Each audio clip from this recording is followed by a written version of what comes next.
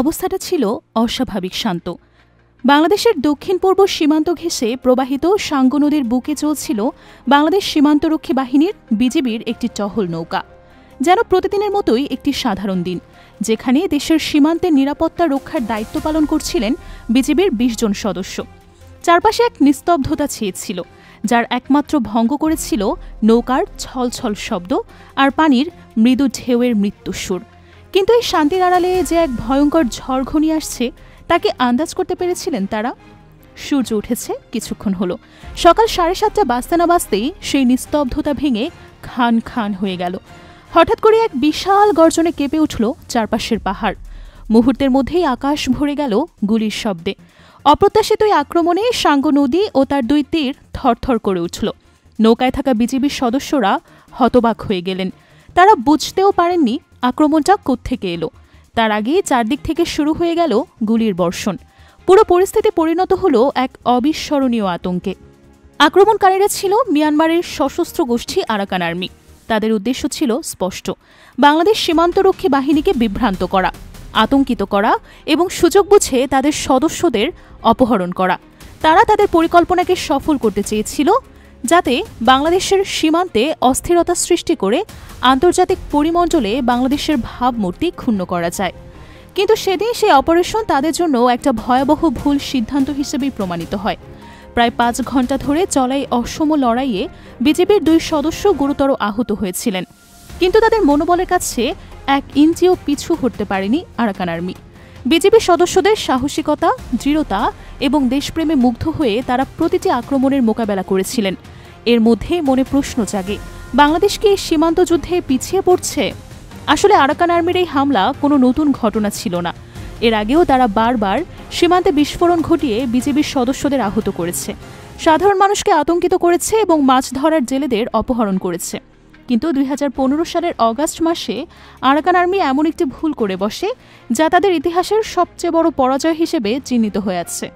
গোপন সূত্রে খবর পায় বিজিবি, বান্দরবনের এক দুর্গম পাহাড়ের চূড়ায় আরাকান আর্মি তাদের একটি বিশাল সামরিক ঘাঁটি প্রতিষ্ঠা করেছে। সেখানে চলছিল প্রশিক্ষণ, মজুত করা হয়েছিল অস্ত্র এবং সরবরাহ করা হয়েছিল গোলাবারুদ। এই তথ্য পাওয়ার পর বিজিবি কোনো দ্বিধা করেনি। তারা দ্রুত এক অভিযান চালিয়ে সেই সেনাঘাঁটি ধ্বংস করে দেয় এবং উদ্ধার করে প্রশিক্ষণের জন্য ব্যবহৃত ১০টি ঘোড়া। এই আক্রমণ আরাকান আর্মির অহংকারে বড় ধাক্কা দেয় এবং সেই ঘটনার পর থেকেই তারা প্রতিশোধ নেওয়ার সুযোগ খুঁজতে শুরু করে। সাঙ্গু নদীতে আক্রমণ ছিল সেই প্রতিশোধেরই অংশ, কিন্তু তারা জানত না এই অপ্রত্যাশিত হামলা তাদের এক ভয়াবহ পদক্ষেপের দিকে ঠেলে দিবে। সাঙ্গু নদীতে আক্রমণের খবর ঢাকার সদর দপ্তরে পৌঁছানোর সঙ্গে সঙ্গে জরুরি অবস্থা জারি করা হয়। সিদ্ধান্ত নেওয়া হয়, এবার শুধুমাত্র সীমান্ত রক্ষা বাহিনী না, বাংলাদেশের পুরো সেনাবাহিনীকে প্রস্তুত হতে হবে। তৎক্ষণাৎ ঘোষণা করা হয় অপারেশন নাইখাংছড়ি। অভিযানের প্রস্তুতি ছিল নিখুঁত এবং দ্রুত।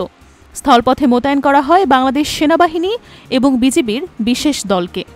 আর জলপথে যোগ দেয় বাংলাদেশ নৌবাহিনীর একটি বিশাল ইউনিট। আকাশে দখল নিতে শুরু করে ২টো অত্যাধুনিক F-7 ফাইটার জেট। যেন চারদিক থেকে বজ্রপাতের মতো প্রতিশোধ নেওয়ার জন্য ঝাঁপিয়ে পড়ছে বাংলাদেশ বাহিনী। এই সামরিক প্রস্তুতির চিত্র দেখে মিয়ানমার সরকার হঠাৎ সংকুচিত হয়ে পড়ে এবং ঢাকার অনুরোধে তারা দ্রুত নিজেদের সীমান্ত বন্ধ করে দেয়।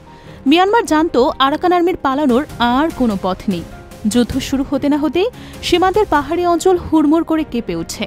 আকাশ থেকে পড়ে বোমা আর স্থলপথ থেকে ছুটে যায় মর্টার শেল, সবই আরাকান আর্মির ঘাটের দিকে। বাংলাদেশ বাহিনীর নিখুঁত এবং সমন্বিত আক্রমণ একেবারে তাদের কল্পনাকেও হার মানায়। মাত্র ৩০ মিনিটের মধ্যেই পরিস্থিতি তাদের জন্য নরকে পরিণত হয়। F-7 ফাইটার জেট যখন আরাকান আর্মির ঘাঁটিতে বোমা বর্ষণ শুরু করে, তখন তাদের মনোবল সম্পূর্ণ ভেঙে পড়ে। স্থানীয় সূত্রে জানা যায়, তাদের পালানোর সময় অন্তত ১০ থেকে ১২ জন নিহত সদস্যের মৃতদেহ টেনে নিয়ে যাচ্ছিল মায়ানমারের দিকে। সংঘর্ষের শেষে বাংলাদেশ বাহিনী ঘটনাস্থল থেকে বিপুল অস্ত্র, সামরিক সরঞ্জাম, ইউনিফর্ম, ল্যাপটপ ও ডিজিটাল ক্যামেরা উদ্ধার করে। এরই মধ্যে আরাকান আর্মির কমান্ডার ওমুয়াও রাখাইনকে গ্রেফতার করা হয়। এই ঘটনা বাংলাদেশের ইতিহাসে একটা নতুন অধ্যায়ের সূচনা করে।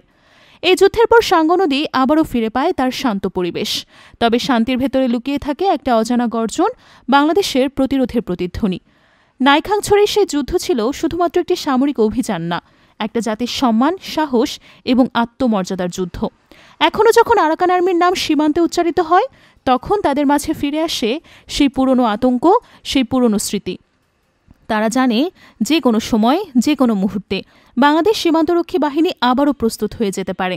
সম্প্রতি আবারও আরাকান আর্মির সীমান্তে উস্কানি দিতে শুরু করেছে, ছোটখাটো গুলি বিনিময়ের মাধ্যমে অনুপ্রবেশের চেষ্টা করছে। এই কর্মকাণ্ড আবারও যেন পুরনো প্রতিশোধের ছায়া।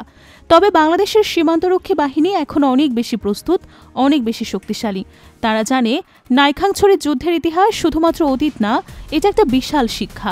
সাহস, শৃঙ্খলা, মাতৃভূমির প্রতি ভালোবাসা একত্রিত হলে কোনো বাহ্যিক শক্তি এই দেশকে ক্ষতি করতে পারবে না।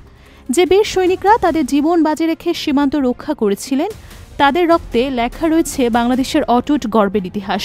প্রজন্মের পর প্রজন্ম ধরে বাঙালির বুকে ভরে থাকবে সেই অধ্যায়। তবে এখন প্রশ্ন উঠেছে, যদি সীমান্তে আবারও উস্কানি বাড়তে থাকে, তাহলে কি আবারও প্রয়োজন হবে অপারেশন নাইখাংছড়ির মতো এক সামরিক অভিযান? সীমান্তের এই অস্থিরতা নিয়ে আপনার মতামত কি? আপনি কি মনে করেন বাংলাদেশের শক্ত হাতে জবাব দেওয়া উচিত? এই প্রশ্ন আজ সীমান্তের শুধু নয়, এটি আমাদের জাতীয় সম্মানের প্রশ্ন।